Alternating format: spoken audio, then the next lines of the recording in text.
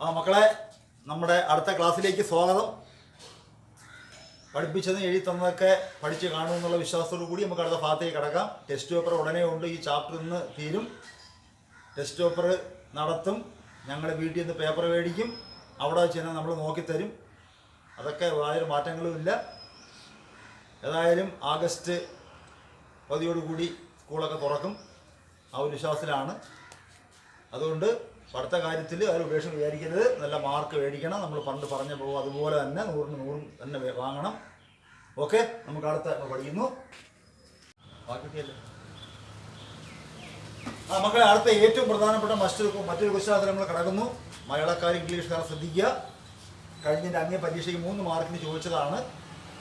ചോദ്യം ഇതാണ്: importance of macro economics. നമ്മൾ കഴിഞ്ഞ ദിവസം ഇൻട്രൊഡക്ഷൻ പറഞ്ഞു, അതിൻ്റെ സ്കോപ്പ് പറഞ്ഞു, പ്രൊഡക്ഷൻ പറഞ്ഞു, ഫാക്ടേഴ്സ് ഓഫ് പ്രൊഡക്ഷൻ പറഞ്ഞു.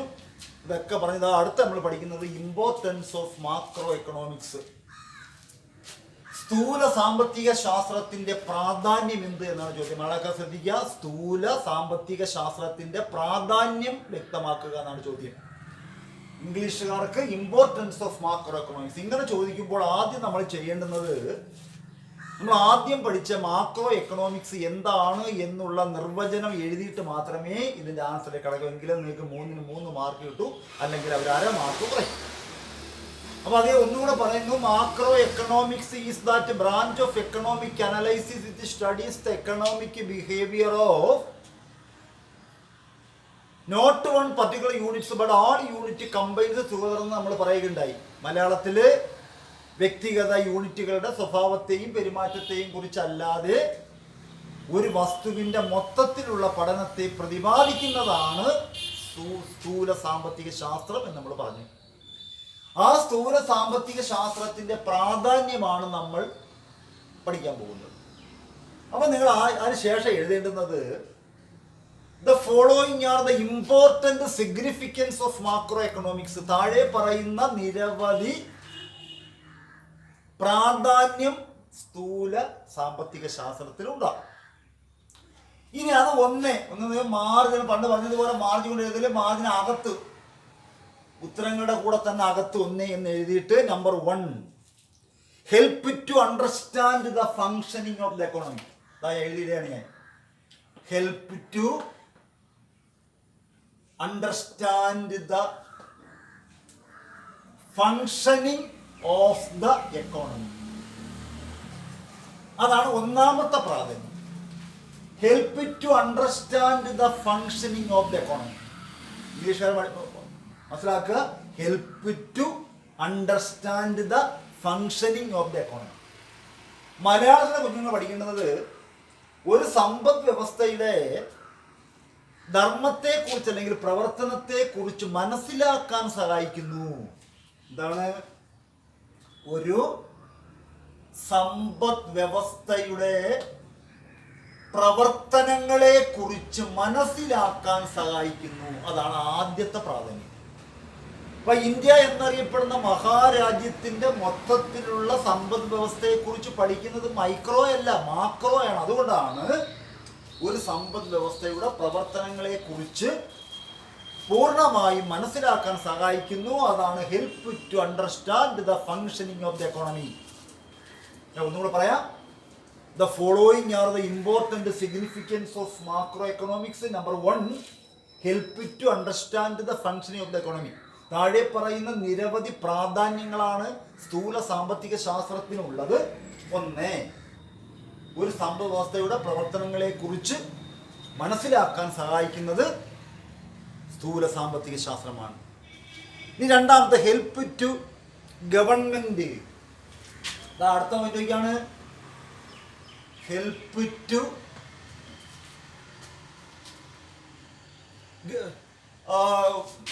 Help the government to interference. ആ വാക്കൊക്കെയാണ് help the government to interference of the economy. Help the government to interference the economy. ഇവിടുത്തെ അർത്ഥം എന്ന് പറയുന്നത് സമ്പദ് വ്യവസ്ഥയിൽ കൈകടത്താൻ സർക്കാരിനെ സഹായിക്കുന്നു. സമ്പദ് വ്യവസ്ഥയിൽ കൈകടത്താൻ സർക്കാരിനെ സഹായിക്കുന്നത് സൂക്ഷ്മ സാമ്പത്തിക ശാസ്ത്രമല്ല, സ്ഥൂല സാമ്പത്തിക ശാസ്ത്രമാണ്. Help the government to interference the economy. സമ്പദ് വ്യവസ്ഥയെ കൈകാര്യം ചെയ്യാൻ ഗവൺമെന്റിനെ സഹായിക്കുന്നത് സ്ഥൂല സാമ്പത്തിക ശാസ്ത്രമാണ്. അപ്പൊ ആദ്യം പറഞ്ഞത് ഒരു സമ്പദ് വ്യവസ്ഥയുടെ പ്രവർത്തനങ്ങളെ കുറിച്ച് മനസ്സിലാക്കാൻ സഹായിക്കുന്നു. രണ്ടാമത് സമ്പദ് വ്യവസ്ഥയിൽ കൈകടത്താൻ സർക്കാരിനെ സഹായിക്കുന്നു. അതാണ് ഗവൺമെന്റ് ടു ഇന്റർഫിയറൻസ് എക്കോണമി എന്ന് പറഞ്ഞില്ലേ. ഇനി നമ്മൾ മൂന്നാമത്തെ പോയിന്റിലേക്ക് കടക്കുന്നു. നമുക്ക് 3 മാർക്കിനാണല്ലോ മൂന്നാമത്തെ പോയിന്റ്, എക്കണോമിക് പ്ലാനിങ്. അടുത്തെന്ന് പറയുന്നത് എക്കണോമിക് പ്ലാനിങ് ആണ്. അതായത് സാമ്പത്തിക ആസൂത്രണം, സർക്കാരിന് സാമ്പത്തികമായിട്ടുള്ള ആസൂത്രണം ചെയ്യാൻ വേണ്ടി സഹായിക്കുന്നതാണ്. പ്ലാനിങ് നമുക്കറിയാം, തിങ്കിങ് ബിഫോർ ഡൂയിങ് എന്ന് നമ്മൾ പറഞ്ഞിട്ടില്ലേ. ഒരു പ്രവൃത്തി ചെയ്യുന്നതിന് മുമ്പ് അതിനെക്കുറിച്ച് നമ്മൾ ഒരു തീരുമാനം കൈക്കൊള്ളുമ്പോൾ അതിനെ നമ്മൾ പ്ലാനിങ് എന്ന വാക്കുകൊണ്ട് ഉദ്ദേശിക്കുന്നത്.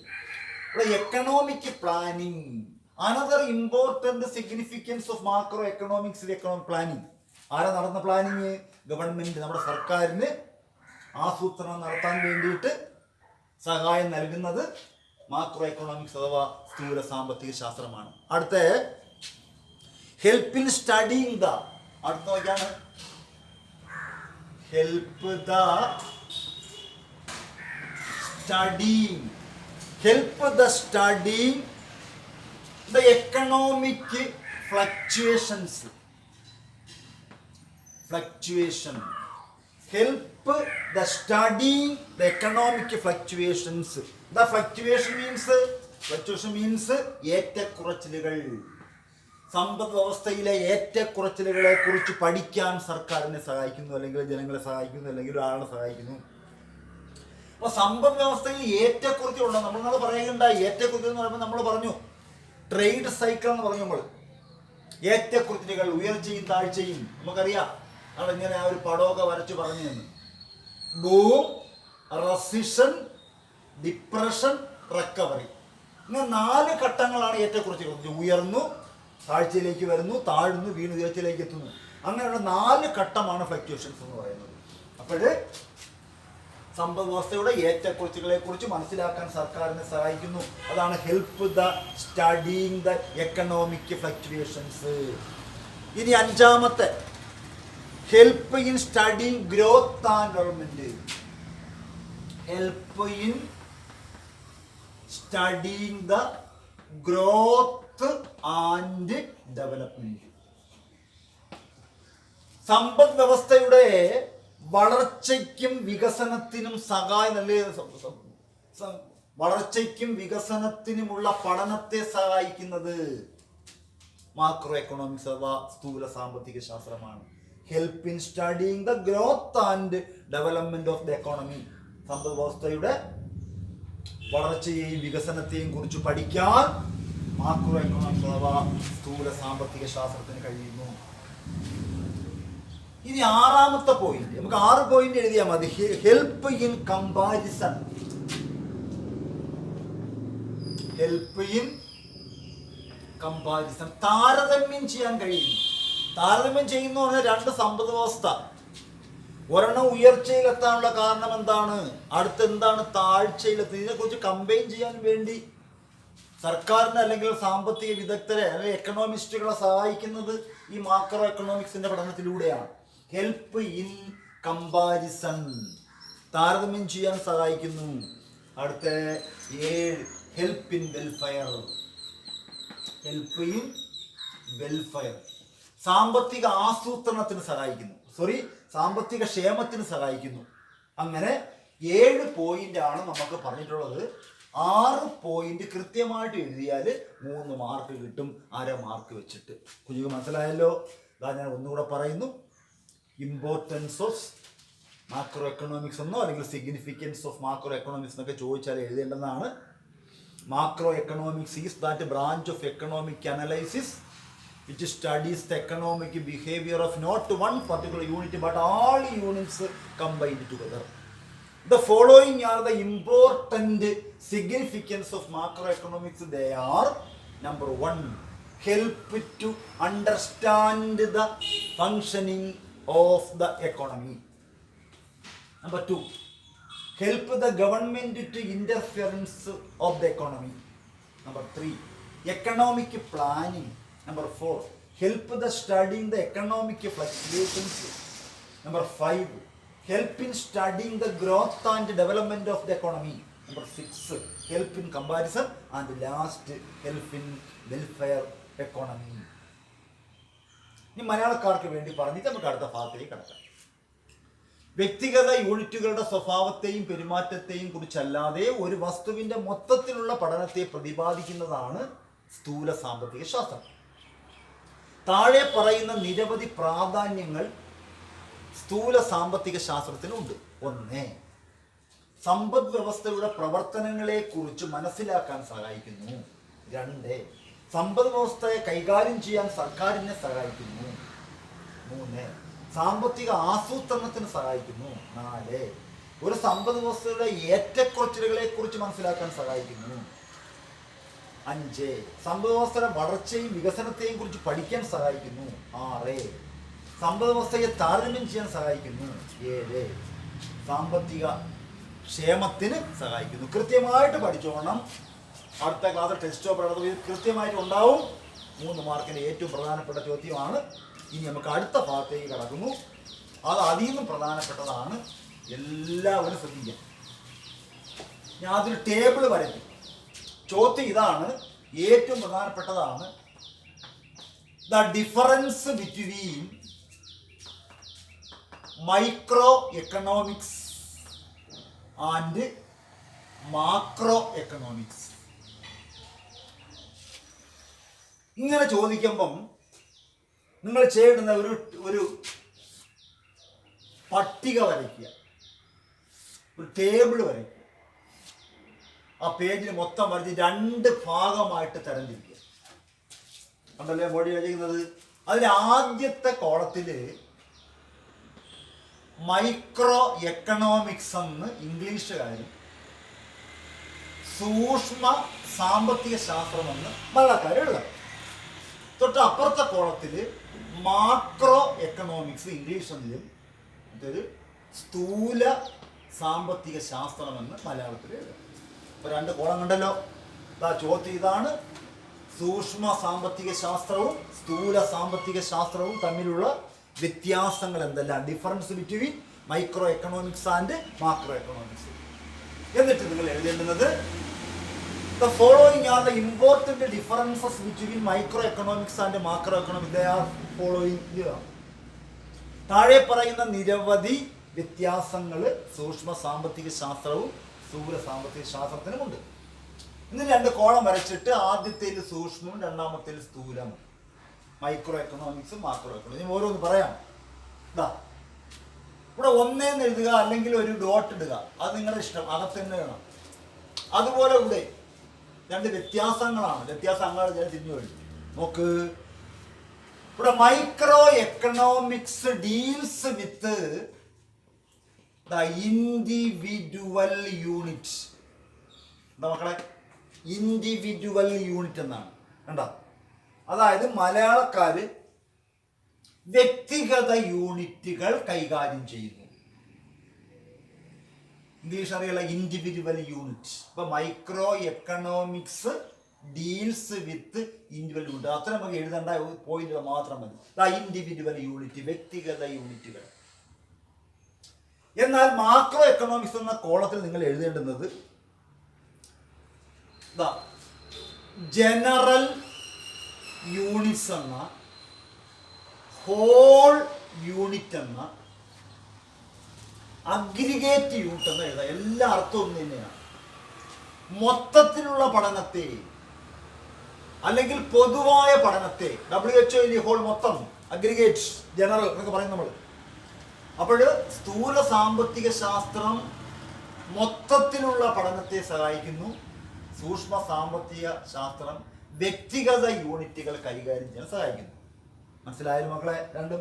അപ്പോൾ ആദ്യത്തേല് ഇൻഡിവിജ്വൽ യൂണിറ്റ്, രണ്ടാമത്തേല് ജനറൽ യൂണിറ്റ് എന്നോ ഹോൾ യൂണിറ്റ്സ് എന്നോ അഗ്രിഗേറ്റ് യൂണിറ്റ് എന്നോ എഴുതാം. അപ്പം വ്യക്തിഗത യൂണിറ്റ്, മൊത്തത്തിലുള്ള യൂണിറ്റുകൾ. അപ്പോൾ ഒന്നാമത്തെയായി അപ്പം ഇതിൻ്റെ ഒരു യൂണിറ്റ് യൂണിറ്റ്. ഇനി രണ്ടാമത്തെ എന്താണെന്ന് നോക്കാം. മൈക്രോയിൽ പറയുന്നത് ഓപ്റ്റിമം അലോക്കേഷൻ. ഓപ്റ്റിമം അലോക്കേഷൻ ഇവിടെ എന്ന് പറയുന്നത് ഫുൾ അലോക്കേഷൻ അല്ലെങ്കിൽ ജനറൽ അലോക്കേഷൻ അല്ലെ അഗ്രിഗേറ്റ് അലോക്കേഷൻ. ഇത് നോക്കിയാണ് ഇവിടെ പറഞ്ഞത്. നേരത്തെ പറഞ്ഞ ഏകദേശം അർത്ഥമാണ്. അതായത് ലഘുവായ വിശദീകരണങ്ങൾ. ഇത് മൊത്തത്തിലുള്ള വിശദീകരണം. ഇപ്പൊ ലഘുവായ വിശദീകരണം, മൊത്തത്തിലുള്ള വിശദീകരണം. അപ്പൊ വ്യക്തിഗത യൂണിറ്റ്, പൊതുവായ യൂണിറ്റുകൾ, ലഘുവായ വിവരണം, മൊത്തത്തിലുള്ള വിവരണം. മനസ്സിലായല്ലോ? ഇനി അടുത്ത മൂന്നാമത്തെ വ്യത്യാസത്തിലേക്ക് കടക്കുമ്പോൾ പറയുന്നത് നാരോ യൂണിറ്റ്. നാരോ, ഇതതിന്റെ ഓപ്പോസിറ്റ്. എന്താണ് നാരോ? വൈഡ്. Wide units. ഇത് നോക്കിയാൽ ഇവിടെ ഇടുങ്ങിയ അല്ലെങ്കിൽ ചെറിയ ചെറിയ എണ്ണങ്ങൾ അല്ലെങ്കിൽ യൂണിറ്റുകൾ കൈകാര്യം ചെയ്യുന്നു. ഇത് വിശാലമായ കാര്യങ്ങൾ കൈകാര്യം ചെയ്യുന്നു. അതാണ് അർത്ഥം. ഇപ്പൊ നാരോ യൂണിറ്റും വൈഡ് യൂണിറ്റ്സും ഇപ്പൊ 3 വീതം പോയിന്റായി. മറക്കരുത്. ഒന്നാമത്തത് individual unit, general units. Optimum allocation, full allocation. Narrow units, wide units. അടുത്ത partial equilibrium analysis. Partial equilibrium, ആ ഒരു വാക്ക് വരുന്നു. Equilibrium analysis. മക്കൾ നോക്കാണ്. EQUILIBRIUM. ഇക്വിലിബ്രിയം എക്കണോമിക്സിലെ വാക്കാണ്. ഇക്വിലിബ്രിയം, സമതുലിതം എന്നാണ് അർത്ഥം. സമതുലിതാണ് ഇക്വിലിബ്രിയം. ഇനി വരുന്ന എല്ലാ പാഠങ്ങളിലും വരുന്നൊരു വാക്കാണ് ഇക്വിലിബ്രിയം, സമതുലിതം. ഇപ്പൊ പാർഷ്യൽ ഇക്വിലിബ്രിയം അനലൈസിസ്, ഭാഗിക സമതുലിത അപഗ്രഥനം. ഭാഗിക സമതുലിത അപഗ്രഥനം എന്നാണ്. മൊത്തത്തിന്റെ ഒരു ചെറിയ ഭാഗം എടുത്തിട്ട് അതിനെ വിശകലനം ചെയ്ത് പഠിക്കാൻ വേണ്ടി ഉപയോഗിക്കുന്നതാണ് മൈക്രോ. എന്നാൽ പാർഷ്യൽ ഇക്വിലിബ്രിയം അനലൈസിസും. അടുത്തത് ജനറൽ ഇക്വിലിബ്രിയം അനലൈസിസ്, മൊത്തത്തിലുള്ള സമതുലിത അപഗ്രഥനം ഉണ്ടല്ലോ. പാർഷ്യൽ ഇക്വിലിബ്രിയം അനലൈസിസും ജനറൽ ഇക്വിലിബ്രിയം അനലൈസിസും. അടുത്ത ഇനി പറയുന്ന 5ാമത്തെ പോയിന്റ് മുതൽ 1 മാർക്കിന് ചോദിക്കുന്നതാണ്. അതായത് കുറെ വാക്കുകൾ തന്നിട്ട് അതിൽ മൈക്രോയും മാക്രോയും വേർതിരിച്ച് എഴുതാൻ ചോദിക്കും പരീക്ഷയ്ക്ക്. എല്ലാം കൂടെ ഇടകൃതി കളന്നിട്ട് എന്നിട്ട് അതിനെ നമ്മൾ അനലൈസ് ചെയ്തിട്ട് മൈക്രോയും മാക്രോയും തരംതിരിക്കുക. അതിൽ വരുന്ന ഒന്നാണ് പ്രൈസ് തിയറി, വില സിദ്ധാന്തം. Price theory. അടുത്തത് ഇൻകം തിയറി എന്നോ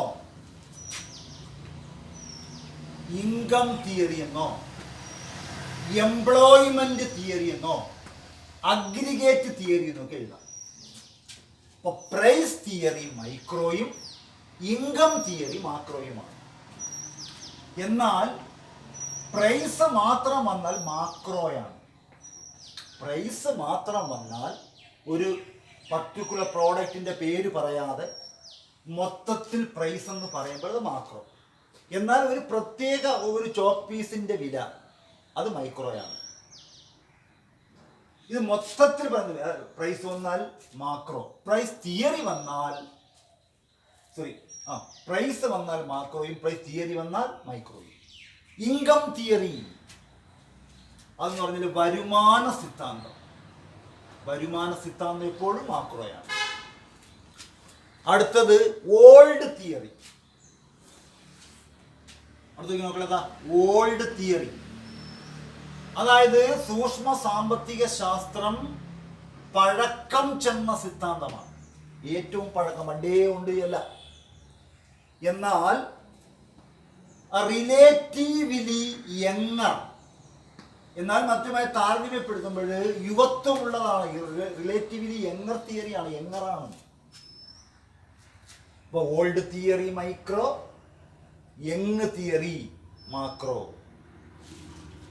അടുത്ത last point worms eye view. അതായത് വേംസ് വിരകളുടെ കാഴ്ചപ്പാട്. നിങ്ങൾക്കറിയാം, വിര മഴ പെയ്യുമ്പോഴത്തേക്ക് നമ്മുടെ മുറ്റത്ത് സൈഡിനൊക്കെ വിര വരും ഇല്ലേ? അതിന് തല ഏത് വാല എന്ന് നമുക്കറിയത്തില്ല. അത് എവിടെ നിൽക്കുന്നു അതാണ് അതിൻ്റെ ലോകം. അതാണ് വേംസ്, വിരകളുടെ കാഴ്ചപ്പാട് മാത്രമേ ഉള്ളൂ. എന്നാൽ മാക്രോ ബേഡ്സ് ഐ വ്യൂ, പക്ഷികളുടെ കാഴ്ചപ്പാട്. പക്ഷി അറിയാലോ, ഒരു കാക്കനെ സാധിക്കുമ്പോഴത്തേക്ക് അത് നോക്കുന്ന പല ഭാഗങ്ങളിലുള്ള ദീർഘവീക്ഷണം നടത്തും. അപ്പോൾ വിരയുടെ കാഴ്ചപ്പാടും പക്ഷികളുടെ കാഴ്ചപ്പാടും. അങ്ങനെ ഏറ്റവും പ്രധാനപ്പെട്ട മറ്റൊരു ചോദ്യത്തിൻ്റെ ഉത്തരമാണ് ബോർഡ് എഴുതിയേക്കുന്നത്. ഞാൻ ഒന്നും കൂടെ പറയാണ് മക്കളെ, ശ്രദ്ധിക്കുക. Difference between micro economics and macro economics. അങ്ങനെ ചോദിക്കുമ്പോൾ 2 കോളം വരച്ചിട്ട് മൈക്രോ എക്കണോമിക്സ് എന്നും മാക്രോ എന്നും എഴുതിയിട്ട്, micro economics deals with individual units but macro economics deals with general units or whole units or aggregate units. Next, micro economics deals with optimum allocation of resources but macro economics deals with full allocation of resources.